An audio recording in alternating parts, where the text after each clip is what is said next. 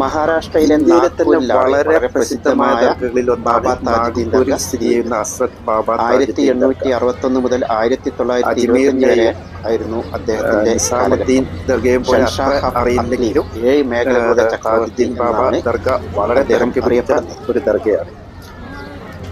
സയ്യിദ് മഹാത്മാഗാന്ധി താജുദ്ദീൻ ബാബയെ മുഹമ്മദ് സന്ദർശിച്ചതും ബദറുദ്ദീൻ ചിശ്തി എന്ന ഇംഗ്ലണ്ടിലേക്കുള്ള ഒരു ഇന്ത്യൻ യാത്രക്കിടെ സൂഫി ബാബ ഗുരുവര്യനെയാണ് താജുദ്ദീനും അദ്ദേഹത്തിന്റെ മഹാത്മാഗാന്ധിയും മക്ബറയാണ് ഒന്നിച്ച് ഇവിടെ യാത്ര ചെയ്തതും അദ്ദേഹത്തിന്റെ മഹത്വം അദ്ദേഹത്തിന്റെ അനുയായികളെ അദ്ദേഹത്തെ 1925 ആഗസ്റ്റ് 7 17 മേഖലകളുടെ 64 ചക്രവർത്തിയായിട്ടാണ് വയസ്സിലാണ് കണക്കാക്കുന്നത്. അദ്ദേഹം വഫാത്താവുന്നത്.